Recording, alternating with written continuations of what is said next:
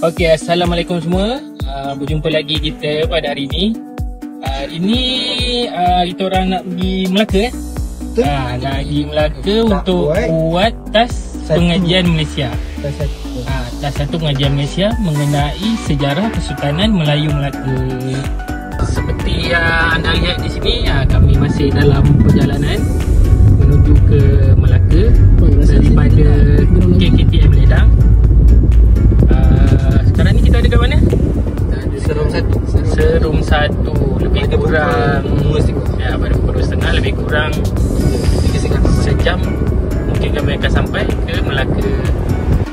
Okay guys, so hari ni korang ambil keputusan untuk lalu jalan dalam sebab dekat highway ke Selatan ni jam lah mestinya. So kita orang lalu jalan dalam guys. Jom.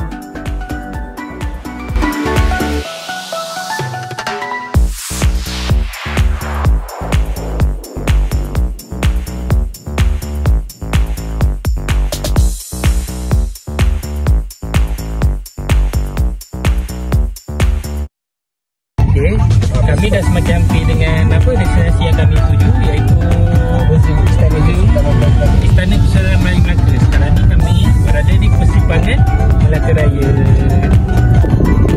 Seperti yang anda lihat, kami berada di Itali, Malaysia. Itali gang, Pattaya Royal. Itali gang, Pattaya Royal. Semua ahli-ahli yang pergi untuk membuat kajian mengenai sejarah pembangunan Malaysia. Ada lagi satu kereta tapi tak tahulah kat mana dah dia orang. Parking kat mana saya tak tahu. Dah hampir sampai ke destinasi. Sekarang kita dah sampai dekat kami sekarang menuju ke Muzium Kesultanan Melayu Melaka yang tempatnya terletak berdekatan dengan Bukit Melaka, dekat dengan Kota Formosa.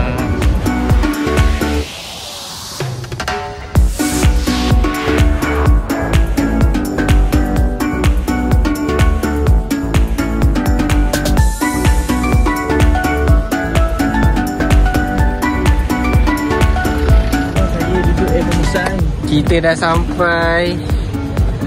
So ni grup lagi satu baru sampai. Kita dah sampai ke Muzium Istana. So kita akan masuk dengan diorang semua. Kita dah sampai guys. Semua dah masuk. Kita dah sampai di sana. Ada beca guys.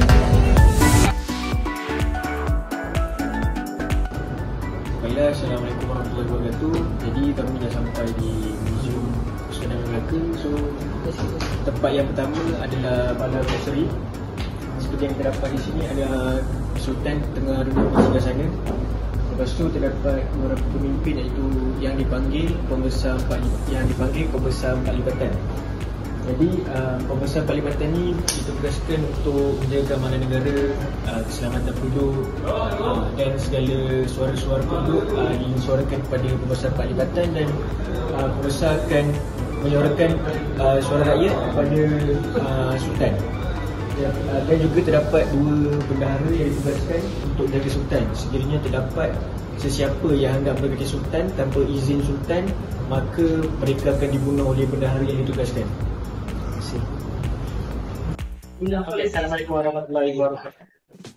Seperti yang anda dapat lihat di sini adalah satu peristiwa yang terjadi di mana ceritanya nama Melaka.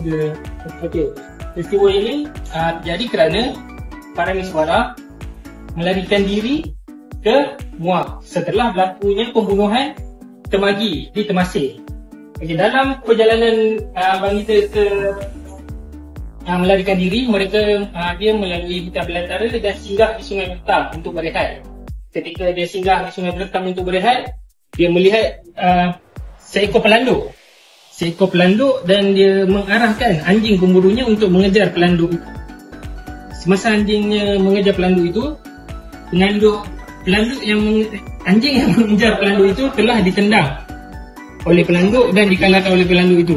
Jadi peristiwa itu membuatkan para miswara merasa kagum, lalu dia memberikan nama tempat ini Melaka berdasarkan nama tempat turun yang dia sedang berehat ketika melihat kejadian tersebut.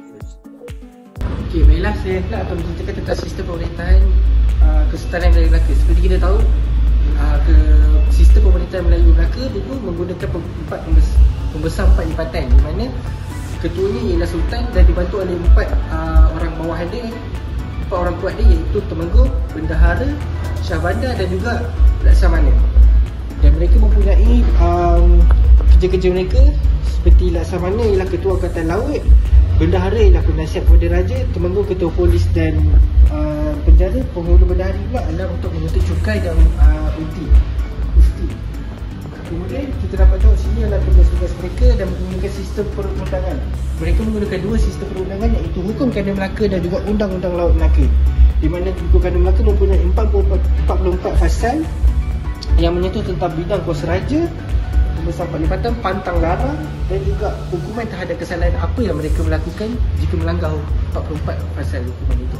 Itu saja dari saya. Dapat lihat banyak lagi. Saya ada binaan istana. Ini adalah istana Kesultanan Melayu Melaka. Kalau kita daripada depan, seperti inilah istana Kesultanan Melayu Melaka. Mempunyai banyak bilik dan juga besar. Itu saja daripada saya. Hari ini saya akan cerita tentang macam mana Hang Jebat dengan Hang Tuah ni bergaduh. So punca dia daripada dengki je. Hang Tuah ni kan dia ada title. Dia jadi Ulu Belang Melaka dan dia jadi bodyguard Sultan lah kira. So akan ada satu orang yang dengki pada dia. Nak jadikan cerita, pada satu hari Hang Tuah ni dia pergi bermesra dengan layang-layang istana dan ada seorang yang tak suka dengan perbuatan Hang Tuah tersebut. So nama yang tak suka tu adalah Patih Kermawijaya. So dia pergi report dekat Sultan Melaka perbuatan Hang Tuah ni sebab dia tak suka Hang Tuah ni bermesra dengan layang-layang di istana. So apabila Sultan dapat tahu mengenai report oleh Patih tersebut, dia jadi macam tak puas hati dengan perbuatan Hang Tuah tu juga. Tanpa dia buat penyelidikan apa semua tu, dia terus salahkan Hang Tuah dalam perbuatan yang jahat tersebut lah. So Sultan ni dia perintahkan Hulu Balang supaya membunuh Hang Tuah. So Hulu Balang dia dah nasihat Sultan supaya selidik dulu perkara ni, supaya tak nak jadi apa yang berlaku kan, pembunuhan yang apa, orang yang tak berdosa mati ke apa semua. So dia suruh Sultan ni selidik dulu perkara ni, tapi Sultan ni tetap dengan pendiriannya tersebut. So apabila Sultan mengarahkan bendahara tersebut untuk membunuh Hang Tuah, bendahara paduka raja ni dia macam tak sanggup lah Hang Tuah ni dibunuh sebab Hang Tuah ni tak salah pun dalam cerita ni. Assalamualaikum warahmatullahi wabarakatuh. Hari ini saya akan menerangkan tentang teknologi perkapalan Melayu. Seperti yang kita tahu, sebelum kedatangan para Meswara lagi, penggunaan perkapalan ini telah digunakan. Sebagai contoh, mereka menggunakan sampan untuk menangkap ikan dan pergi daripada suatu tempat kepada suatu tempat. Okey, jadinya setelah kedatangan para Meswara, telah ada ceritanya sebuah kapal yang bernama kapal Jong. Kapal Jong ni telah diakui oleh orang-orang Portugis pada waktu itu. Diorang mengatakan bahawa kapal ini sangat besar dan hebat bagi mereka. Dan setelah itu kita mempunyai kapal Hang Tuah yang bernama Mendam Berahi. Okay, kapal Hang Tuah ni diorang dah pergi ke banyak tempat. Antara tempat-tempatnya contohnya adalah Majapahit, China, Benua, Siam, Rom, Mekah dan Mesir. Okey, jom kita tengok contoh kapal Hang Tuah yang bernama Mendam Berahi. Okey, kat sini kita boleh nampak dia ada tiga bendera, 3 layar kapal layar dan apa tak namanya? Dan di sini ada meriam untuk menyerang musuh dan juga tempat-tempat untuk mereka berehat dan juga itu saja yang saya tahulah. Di bilik Raja Sultan Melaka, di bilik Raja Sultan Melaka lagi ada tempat istimewa di mana Sultan Melaka untuk berehat. Kira macam bilik peribadi lah. Di sini letaknya barang-barang perhiasan dan barang dagangan yang penting yang telah diberikan oleh dagangan luar kepada rakyat Melaka. Selain itu, kalian boleh lihat katil dan perhiasan di sini adalah ukiran yang unik dan dibuat khas untuk tempat cantikan ini lebih untuk menarik perhatian penancing keluar tadi. Assalamualaikum. Baju generasi Tetek. Kalau kamu tengok warna dia, kenapa dia memakai lainnya dengan warna kerana lelaki adalah untuk kemewahan ketenangan belakang ini. Kalau kau boleh tengok baju lelaki ni dia special tau.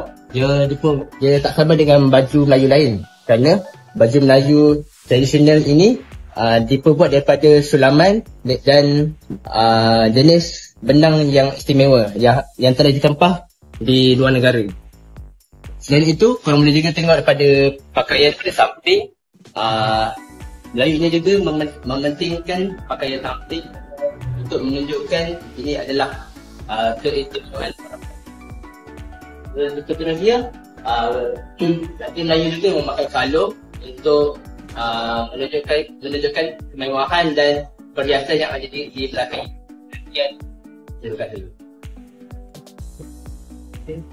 Kemudian kita ada perhiasan wanita. Perhiasan wanita pertama yang ada gelang kaki. Gelang kaki ni dipakai pada bahagian buku laling. Dan yang kedua adalah cincin. Cincin adalah perhiasan yang dipakai di jari. Ada yang diperbuat daripada emas, perak dan dia dihiasi dengan tali mata. Yang kedua adalah subang. Subang adalah janting yang dipakai pada telinga. Ada yang diperbuat daripada emas, perak dan dihiasi dengan permata. Selanjutnya adalah ada tutup sanggul, berfungsi sebagai hiasan rambut. Tutup sanggul juga kadang-kadang digunakan sebagai alat pertahanan diri. Seterusnya adalah kuasa. Kuasa adalah perhiasan yang dipakai pada pakaian berfungsi sebagai tuniki atau perhiasan lagi. Assalamualaikum, saya Ahmad Amjad Ansar dan saya akan bercerita tentang para pedagang yang pernah datang berdagang di Melaka.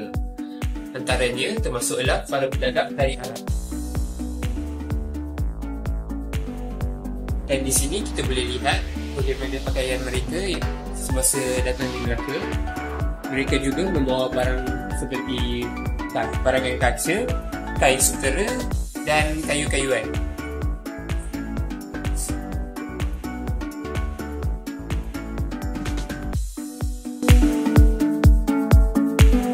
Seterusnya, para pedagang yang datang dari China.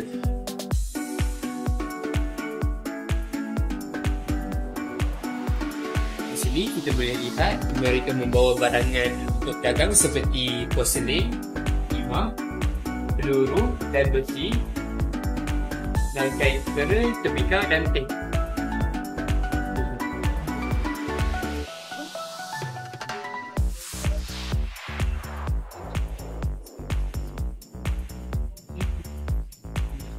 Sekali saya tengok para pedagang yang datang dari Jawa.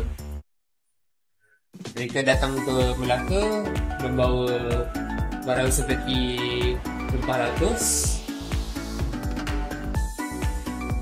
beras, gula dan kayu-kayuan.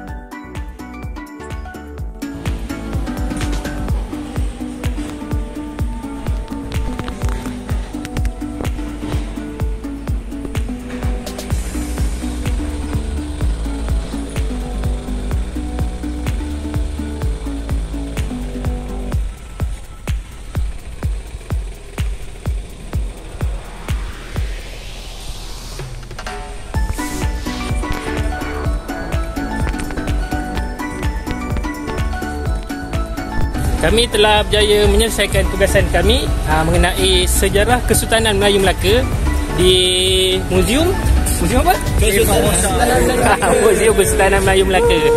Okey, setelah selesainya tugas kami hari ni, kita nak pergi mana pula lepas ni? Kita nak pergi buka puasa. Kita buka puasa. Iftar Jama'i. Kita nak pergi iftar. Okey. Jadi kami akan mencari tempat untuk berbuka puasa. Mana yang nak pergi? Tak apa. Nanti kita tengok kita pergi mana.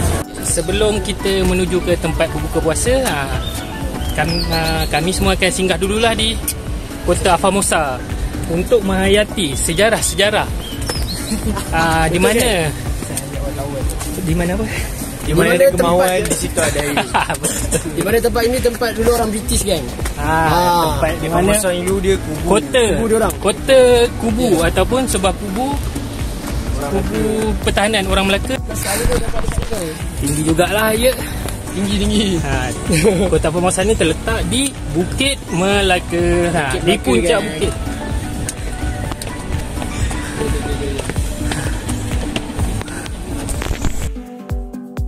Inilah dia Kota Afamosa, sebuah kubu pertahanan British. Salah satu sejarah terbesar kerajaan Melaka.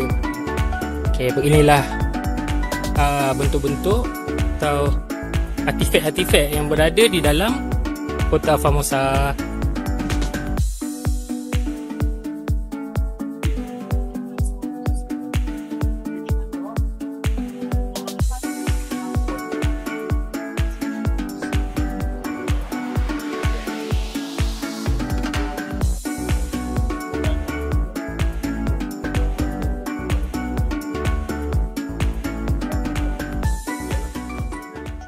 Dengan Bismillah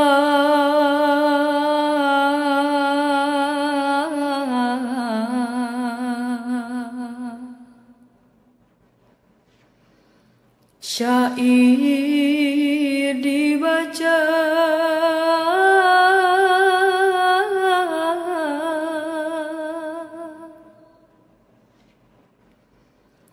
Assalamualaikum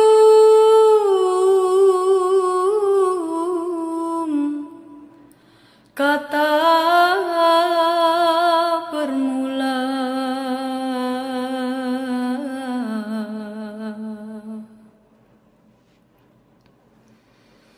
Izinkan hamba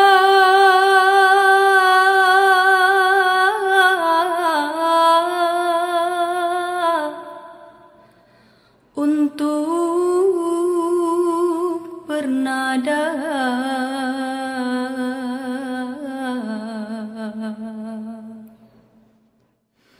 supaya senang